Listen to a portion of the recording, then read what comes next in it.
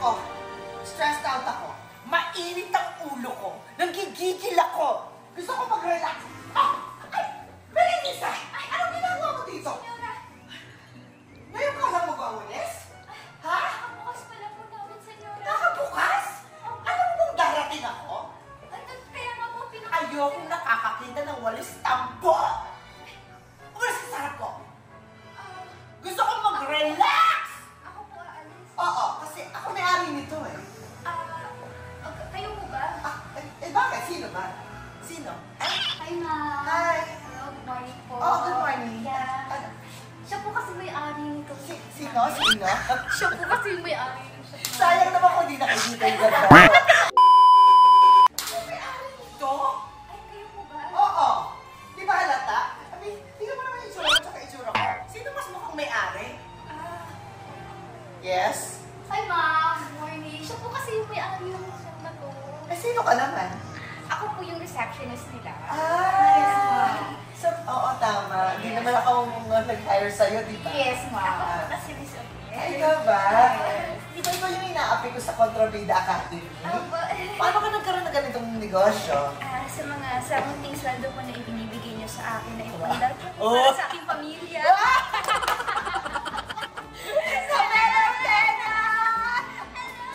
Ang galing niya, di ba? Ang tama rin mo rin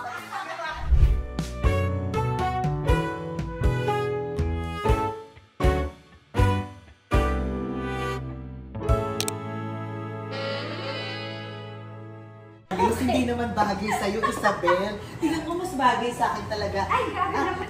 Ma'am, ano po bang mga lilinisin pa natin dito? Okay lang po na. Ayan. Ayan. Hindi, yan. Yan, dyan, Danay. Kailangan kasi malinis. Okay. So, meron pang basahan. Isabel! Oh my God. Thank you for having me. Thank you. Ang ganda, hindi ko alam na may ganito ka palang mga endeavors sa buhay. Yes. So, ipagpatuloy natin ang ating chikahan dito talaga dito ginagawa yung Lashes. Yes. Lashes. So, sa nail salon po namin, meron kaming area for nails and everything. Okay. And then ito, may lashes area kami. Kasi ito, nare-return yung business. Kaya, this is my favorite spot. Kaya dito tayo mag-ano. Dito tayo dito tayo magbabandi.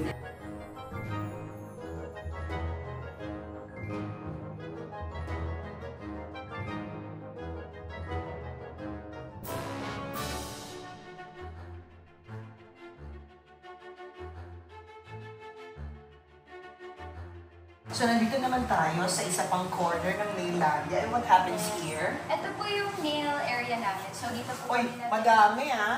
You can accommodate 1, 2, 3, 4, 5, 6. Plus the 2 chairs pa dun. So, total Yeah. ng 8. Okay. They have 8 chairs ready for you. Okay. Just book ahead. Or you can accept walk-in. Yes, we also do walk-ins po. Nice. Very Naalagaan nice. po kayo ng aming mga angels. There's enough space and the colors are really relaxing. And it's clean, it smells good. And the team is quiet. Alam mo, importante sa akin yung team is quiet. Oo nga po eh. Saka when we created the interior for this, parang we wanted to make it very Scandinavian. Yun yung inspiration natin. Very Scandinavian vibes. Kasi pag nakakakita kami ng nail salon na talagang very minimalist, parang nakakaano rin ng utak. Oo. Nakakalinis ng Yes. thinking. Opo. So that was our goal din talaga. Yung parang nasa bahay ka lang. Gano'n. Right. And at the same time, meron kang mga kasamang iba. Yes. At hindi, May mga bisita. may bisita, tapos hindi siya nakaka-bother. But of course, you can also book this for a party. Yes, we also do spa parties. Madalas po mga bridal showers, kiddie parties. Mga tita parties. Yes, opo. I love it. Saka mga bata, yun, sobrang dami namin kids parties. Kasi yung mga bata palang kikay na, Yes. nagpapamanicure na. Right. Bonding din ng mommy and daughter yon. Opo. And what's nice about the location of Mainlandia by Isabel Ortega is that it's very near other restaurants and coffee shops. So it's so easy for you to order if you like or to go out and eat, and then after eating, busog na busog ka, dito nyo napaputukin yung mga carbs nyo. Pagkatapos kumain. Very nice. This is in El Terrazo, just here in the Scout area. Yes. Okay, sige, upo na tayo. Before anything po, Senora, syempre kailangan nakapamper pa rin Estrella ng acting, di ba? Kayang-kaya niya yung mga parang lumilipat-lipat yung acting. Isabel Ortega. Gusto ko lang pag-usapan natin yung unang naging aware ako sa isang Isabel Ortega. You entered showbiz what year? I entered showbiz for 2015. And 2015? Yes, I was 15 years old. So, 10th year ko na ngayon as an artist.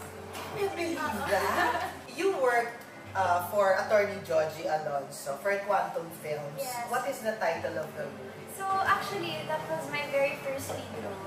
Si Attorney Joji po yung nag-cast sa akin. It's called What We Could Be. It's a rom-com na serye. Tapos, ang kasama ko po doon si Miguel Dardel. Eh! So, yun, palit yung boses. Miguel Dardel. Tapos, kasama ko mo na si Miguel.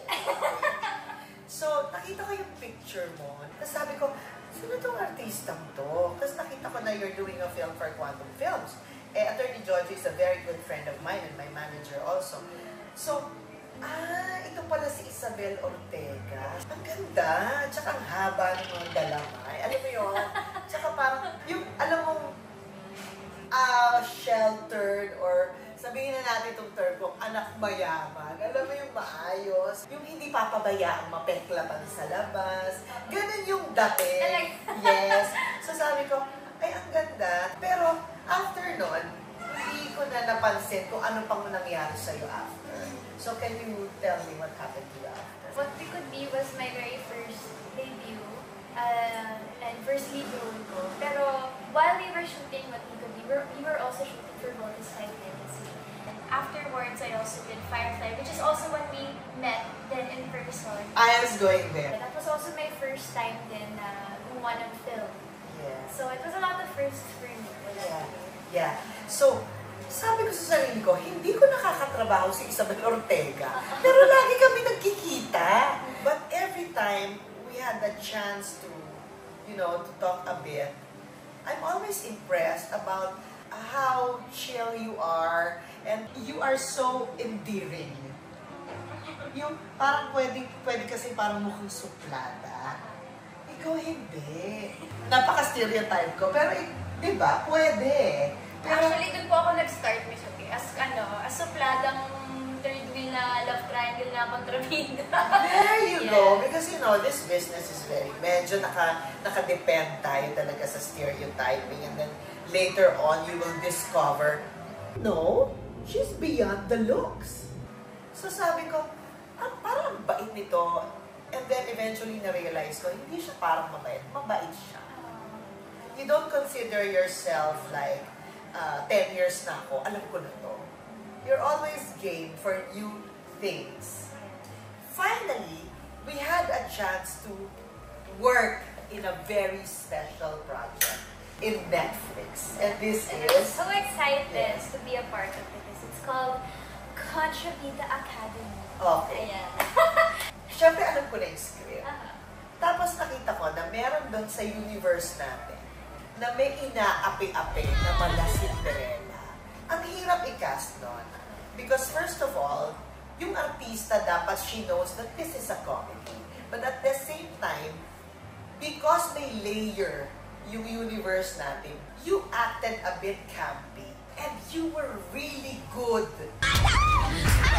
Ano ba yung nagawa ko? Wala. I love this vlog. And your comic timing is really something that, it's a revelation. So I said, Isabel Ortega is really discovering a new route for her career. I got so excited. Remember, kinausap kita, kumakain tayo ng breakfast, and I started asking, paano ka ba nagsimula? So, i-share natin, paano ka nagsimula nung 15 years old? Same but different siya from what the roles that I'm doing now. So, nag-start po ako, I remember, as a third wheel. But did you audition? Actually po, I started sa ibang network. I started po sa ABS-CBN.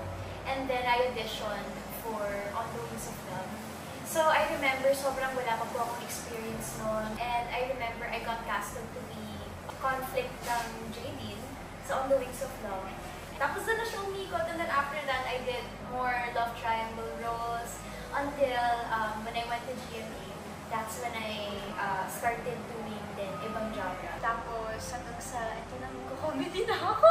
At nagawa mo na? Yes. So, when you entered show business, 15 years old ka, may naset ba sa utak mo na, I want to do movies like this. I want to be an actress like this. I used to be a very shy kid.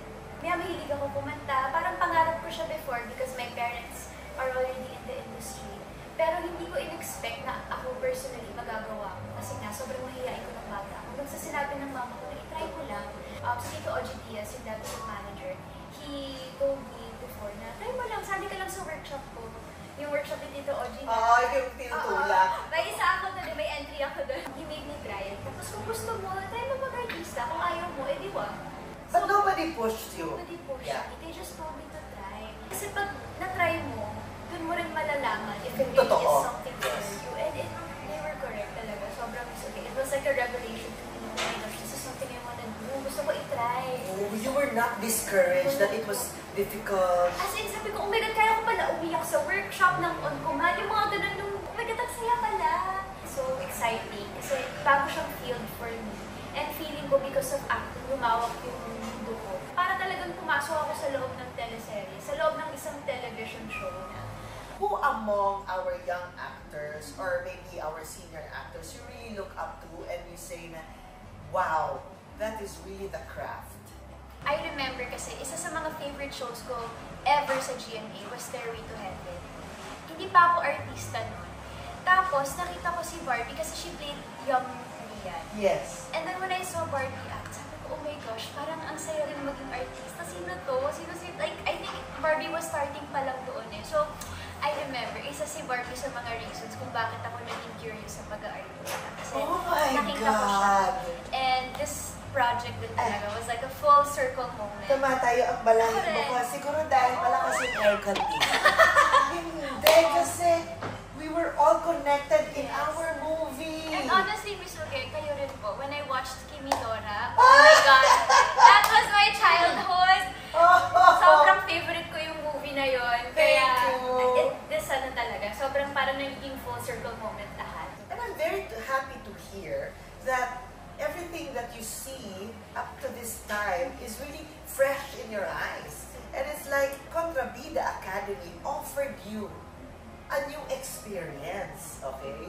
So we go to Contrabida Academy, but first, kailangan natin ng may bago na naman itong ipapatikim sa akin. Nagugutom ako. Bilisan mo, Mirenisa. Ano to? Ito po ang aking Maria Isabel's Cakes and Pastries. Maria Isabel's Yes. Cakes and Pastries. Meron din po akong bake shop ulit, apart from itong business na to. Kasi passion po ito namin ng mom ko. So, apart from this business na naipon lang ng what we could be at ng Voltes 5, sinabay ko rin po ito. So, within the same year, I opened this annual salon and then this bake shop as well. Grabe siya, no? This is Maria Isabel's Cakes and Pastries because ikaw ang nagbe-bake nito or ikaw ang Actually, yung nagbe-bake ka din? yung mama ko po talaga yung may recipes. Oo. And at the same time, sabi ni mama, gusto niya maging project namin to. So, apart from my mom baking, ako rin po yung nag-help mag-conceptualize. Okay. And at the same time, parang a little piece of me with these recipes. Kasi ito po yung mga kinalakihan kong mga goodies. Oo. So, yeah. This recipe of your Maria Isabel's Cakes and pastries. Cakes and Pastries of Ensaymada, isa to sa mga bestsellers Kasi niya. actually, yan po yung best seller. Ito ang bestseller. Yes. Alam mo naman, dito sa ating bansa, ang ensaymada, Diyos ko, paboritong pasalubong, Yes. paboritong dessert, paboritong order, dala-dala ng mga tita. Ito talaga yung mga ano mo to, ambag mo to sa party. Yes. Try natin ang Maria Isabel sa ensaymada. Ang kapal ng toppings, ha? Inipid yan. Oh, hindi tinipid. Oh my God. Mm. Mm-hmm. Mm-hmm. Mm. Mm. Sarap. Yay! Ma-keso, ma-butter, ma-everything. pero nalalasahan ko pa rin yung pinaka-tinapay. Ay, ako kasi nung parang, walang tinapay. Ito, balanse. It is so good. Thank you po. At hindi ako magsasabi na hindi siya matamis, ha? Kasi pag nagsasabi na, masarap, hindi matamis. Thank you tuloy ako. Thank you, ka. Thank you po. Yung mga, ganun mag-describe ng dessert na yan. Ang sarap, hindi matamis. Yun na yung standard po natin. Oo. Matamis. Eto, sasabihin ko na matamis ang sarap. Meron ba ng saimadang hindi matamis? Hindi yung saimada yun. Empanada yun. Eto, ensaymada. Masarap. Pero yung alat nung keso, na-convince ka sa ako. Kumain na lang ako. Kaya nga. Nais ka mo. Sarap. Hintayin ko yung kape ko bago tubusin. Kasi you save the best for last. Yung huli, puno. Please order now. Especially because malapit na ang Pasko. You should order ahead. Thank you. How old are you now? I'm 26 po, Mr. Ben. My God, you're very successful. Thank you po. So now that you are 26 and your businesses are successful like this nail salon, Nailandia, and your cakes and pastries, and you have a very much anticipated movie coming out in Netflix that will really reveal how good you are, how does it feel to be very successful at 26? Honestly, parang hindi ko pa naman po ata nararamdaman na nandun na ako na matatawag ko na yung sarili ko as successful. Parang feeling ko, nagsisimula pa lang din po ako na siya. Kasi Contrabida is my second movie pa lang. And parang... But your first is Firefly. My first is Firefly. It's very successful. Box office hit and ang dami niyang mga awards na napanalunan. And you will see again Isabel Ortega in another movie that is sure to be a hit. In another genre. You will be surprised kung gaano kalawak ang range niya. And for me, that is success. Diba? For you at 26 to be able to show what you can do. At hindi talaga yung, alam mo yung tapos na. Okay na, ganito na siya. Ito lang, hanggang dito lang. It's not true in your case. You really surprised me when I talked to you during that breakfast time. I was surprised how colorful your life is. But to be seen in a comic light as an actress, you remind me of, I told you, you remind me of this Hollywood actress na katipo mo, parang you very fragile, but you understood the order of delivering a comic role. Komedyante ka ba? Hindi nga po, Miss Uge. Hindi ko nga rin po alam kung bakit natatawa po kayo sa akin. Pero in real life, talagang ano po kasi talaga ako mahiyain. Very quiet lang. Hindi ako masyadong nakikipunchline. Kaya ang saya lang din kasi parang naging release din yung Contrabida and yung role ko doon. Parang napabaliin ko yung mga roles ko. Ito yung mga ginagawa ko. Tapos may pinagtitripan ko lang din yung sarili ko. Which nagamit ko kasi I was also shooting a show while shooting Contrabida Academy. I was shooting for Slave. Tapos gano'n na gano'n din po yung role ko. Palagi ako nakaribon, palagi lang din akong kawawa, inaakte. Sabi ko, as in, sobrang kong pinagtitripan yung sarili ko. But it felt because so good. she portrays something like a Cinderella character. Yes. Na hindi makagante, Yes. tinatanggap na lang, Parang gano'n. doon ko rin na-realize na, oh my gosh, pwede ko rin pala ito i-apply sa totoong buhay, di ba? Na kailangan mo rin maging kontrabida from time to time. Na nung ino-i ko yung pagiging mabait, sabi ko, ay, oo nga, hindi rin pala. It's also good to stand up for yourself. But at the same time, ang saya rin maging mabait sa ibang tao. Kahit na walang kapalit, gano'n. But the comedy I was telling to you about kung bata ko masyadong na-impress is nakuha mo yung comedy na gusto ni Direk Chris Martinez. Natimpla, that's the word. Natimpla mo yung comedy mo in such a way na may truth at may cap, and that's not easy. Sobra. Actually, na-challenge ako, Miss Uge. There you go. Noong una, akala ko parang, oh, it's a comedy. Kailangan mo lang mag-punchline, tapos na yung trabaho mo. Parang, when I saw how you and the Reckless work as well as a tandem, doon ko rin nakita na talaga, oh my gosh, ang dami palang layers ng comedy. Yes. Mas mahirap magpatawa kaysa sa magpaiyak maiyak ng tao, ng audience. So, sabi ko, galing. Sobrang napahanga po ako sa craft din ng paggagawa ng isang comedy. What was the challenge in doing a comedy for the first time for you? I think one is kailangan mo ring saluhin yung ibabato sa'yo ng ka-eksena. That was one. The timing, The no? timing, and number two. The reaction. Yes, it's about reacting din. Acting is reacting talaga. Especially sa comedy.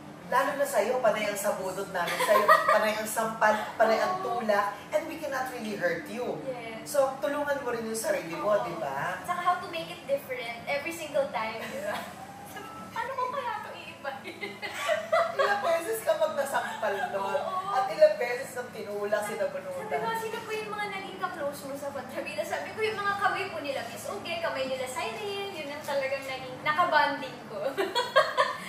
Sorry. Oo, okay lang po. It was an honor. Pero, sabi talaga niya, hindi, sige po. Kasi sana, dito lang kita sasampalin, ha, para may jaw, tapos matigasin. Hindi po, sige po. Sige lang po. Ako na pong bahan. Ay, pasampal siya. Ano ba yung nagawa ko? Wala. Are you open to doing another comedy? ako honestly, Talaga? Sobrang na-enjoy ko yung film natin. Yeah. And sobrang dami possibilities. Yes, correct. As a Mirinisa. As a Mirinisa. As a Cinderella, and also as Isabel Ortega, when they see you in this movie and you're offering a new image for yourself, it will really show you in a different light. Like, see, she's versatile, she can do anything. You cannot really just judge an actress by her looks. And you were very effective. Otherwise, parang the scene will not really rise. If yung inaapi, hindi rin magaling. Alam mo yun? Hindi naman puro Kontrabida Academy. Yung kontrabida lang talagang ina-highlight. Walang kontrabida din kung walang inaapi na magaling. At siya yung gumanap nun sa Kontrabida Academy. And for that, walang aapi sa'yo. Kasi magaling ka. At napakasipag mo pa. Thank you po, Miss Andrea. There. And, can you please tell us what your plans are for the very near future? Well, for the near future, I think it's more of exploring din talaga different genres. And, yun nga po, like what I mentioned, second film ko pala itong Kontrabida. And it's something talaga na I want to explore more. Kasi, dun din ako namulat na iba talaga yung serye sa movies. So, it's so fun to play around din sa movie. So, siguro, that's something that I want to explore more. This year, I'm doing naman a horror film for MMFF. So, as ano naman ako today, mananakot naman this year. Non-stop! Isabel Ortega! Wow! Yes. That's it! That's how to be an actress. That's how to be an actor who's really into discovering new things about the craft. And it's so fun. Is that Shake, Rattle, and Roll? Shake, rattle, and roll. Miss MMFF. Okay. Ikaw mananakot o ikaw matatakutin? We shall see. Oh my God! It could be both. We Oh don't know. my God! Ayun. There you So, are. nakakatuwa rin po. And it's also my first time doing a horror film. So, ang saya po. Ang saya mag-explore. I encourage you to really try and not be afraid to do things and not to be afraid to, not everything is going to be successful. Some will fail. Some will really be so challenging that you're almost giving up. Just don't stop.